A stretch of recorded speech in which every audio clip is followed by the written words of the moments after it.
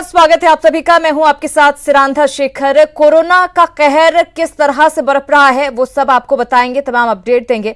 लेकिन सबसे पहले आप सभी से अनुरोध करती हूं, गुजारिश करती हूं, अपील करती हूं कि आप सभी अपने घरों में रहें, सोशल डिस्टेंसिंग का पालन करें, जैसा कि लगातार अपील की जा रही है। तभी आप कोरोना से बच सकते हैं। लॉकडाउन का पालन करें। कोरोना को हराने का सबसे बेहतर तरीका यही है। अगर आप तक खबरें पहुंचाने की मजबूरी नहीं होती, मेरी टीम की मजबूरी नहीं होती, तो हमारी टीम भी घर पर होती। इसलिए कम से कम आप घर पर रहिए, आपके पास मौका है, सुरक्षित रहिए और दूसरों को भी सुरक्षित रखिए।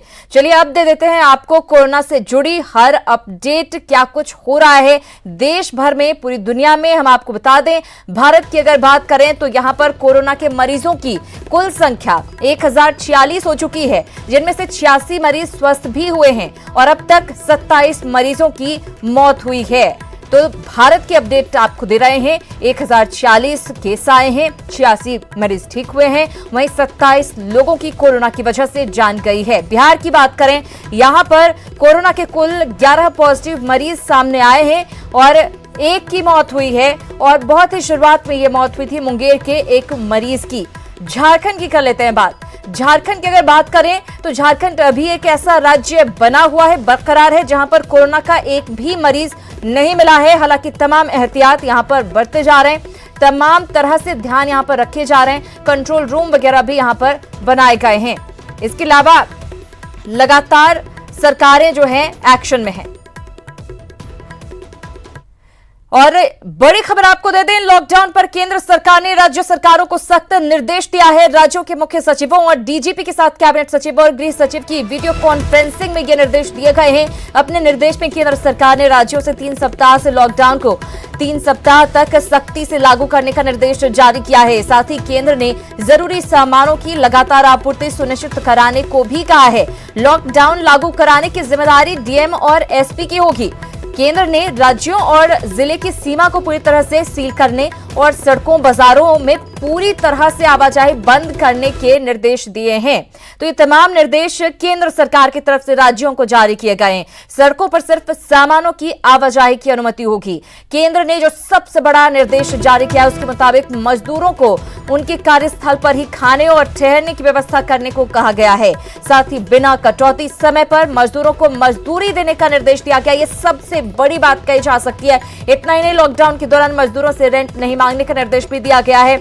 मजदूरों और छात्रों से परिसर खाली कराने वालों पर सख्त कार्रवाई के निर्देश केंद्र की तरफ से दिए गए। साथ ही लॉकडाउन के दौरान जिन लोगों ने यात्रा की उनका 14 दिनों तक क्वारंटाइन कराने और उनकी लगातार निगरानी का आदेश भी दिया गया है। तो ये तमाम निर्देश केंद्र की तरफ से दिए गए हैं। केंद्र ने अपने निर्देश में कहा कि राज्यों को राज्य आपदा फंड के इस्तेमाल के पहले ही निर्देश दिए जा चुके हैं। केंद्र ने कोरोना को हराने के लिए 3 सप्ताह का पूर्ण लॉकडाउन जरूरी बताया और कहा कि केंद्र सरकार लॉकडाउन पर पूरी तरह से नजर रखे हुए है। तमाम जरूरी कदम लगातार उठाए जा रहे हैं। किस तरह से कोरोना से छुटकारा पाया जा सके, इसको लेकर एहतियात भी बढ़ती जा रही है। अब केंद्र सरकार का राज्य सरकारों को निर्देश भी जारी किया गया है। अगली बड़ी खबर बिहार से जुड़ी हुई। कोरोना संकट के बीच बिहार से ये अच्छी खबर आई है। आज के सभी सैंपल्स की रिपोर्ट जो है वो नेगेटिव आई है।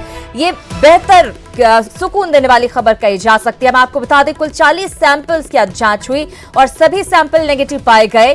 कोरोना के 2 संदिग्ध की रिपोर्ट भी नेगेटिव आई है। एनएमसीएच में ये दोनों कोरोना संदिग्ध मरीज भर्ती थे। तो एक अच्छी खबर, तमाम मुश्किलों के बीच कह सकते हैं, एनएमसीएच में भर्ती दोनों कोरोना संदिग्ध मरीज की नेगेटिव रिपोर्ट आई है। कुल 40 सैंपल्स की जांच हुई और सारे रिपोर्ट जो हैं वो नेगेटिव आए हैं। बिहार से ये बड़ी खबर और अच्छी खबर। उधर शनिवार को अचानक दिल्ली के आनंद विहार में बिहार और पूर्वी उत्तर प्रदेश जाने वालों की भीड़ उमड़ पड़ी। लॉकडाउन में जहां लोगों को घर पर रहना था, वहां सड़कों पर हजारों की भीड़ आ गई। दिल्ली और यूपी सरकार ने इन लोगों को बसों में भरकर दिल्ली से बाहर भेज दिया। सवाल है कि क्या ये अफरा तफरी स्वाभाविक थी या कोई बड़ी साजिश थी?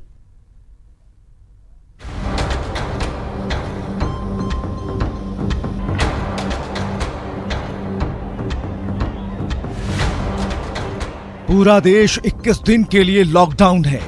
पिछले 3 दिन से दिल्ली के साथ पूरे देश भर की सड़कें सूनी थी। अचानक शनिवार को दिल्ली की सड़कों पर लोगों का हुजूम उमड़ पड़ा।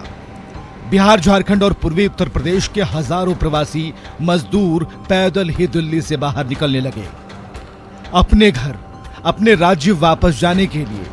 देखते ही देखते आनंद विहार लोगों के समुद्र में बदल गया। सवाल है, लॉकडाउन में पलायन क्यों? क्या पलायन के पीछे कोई बड़ी साजिश है? और क्या यह सब कुछ लॉकडाउन को असफल करने के लिए किया गया?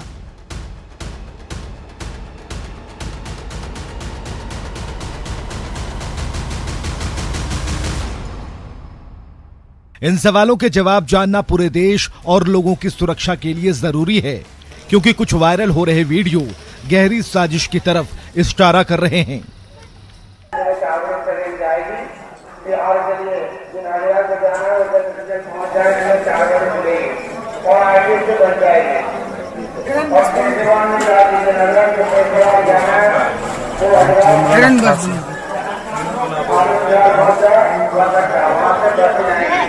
हालांकि न्यूज 18 इस वीडियो की पुष्टि नहीं करता, लेकिन अगर इस वीडियो में जरा भी सच्चाई है तो सवाल ये उठता है कि क्या साजिश के तहत लोगों को भागने के लिए उकसाया गया? क्या लॉकडाउन को पूरी तरह से फेल करने की साजिश रची गई? क्या इस साजिश में केजरीवाल सरकार भी शामिल है? इस संदेह के पीछे वजह है अरविंद केजरीवाल का वो ट्वीट जिसमें लिखा है, यूपी और दिल्ली दोनों सरकारों ने बसों का इंतजाम तो कर दिया, लेकिन मेरी अभी भी सभी से अपील है कि वे जहां हैं वहीं रहें। हमने दिल्ली में रहने, खाने, पीने सबका इंतजाम किया है। कृपया अपने घर पर ही रहें, अपने गांव ना जाएं, नहीं तो लॉकडाउन का मकसद ही खत्म हो जाएगा। देखा आपने, एक तरफ अरविंद केजरीवाल लोगों से रुकने की अपील कर रहे हैं, दूसरी तरफ ये बता रहे हैं कि बसें तैयार हैं। सवाल है कि अगर सच में रोकना होता तो दिल्ली सरकार बसें तैयार रखती? तो क्या मान लिया जाए कि चुनाव तक ये प्रवासी मजदूर केजरीवाल के लिए वोटर थे और अब काम निकल गया तो साजिश रचकर इन्हें दिल्ली से बाहर भेज दिया गया? दिल्ली से राजीव तिवारी के साथ अशरफ, ब्यूरो रिपोर्ट, न्यूज 18।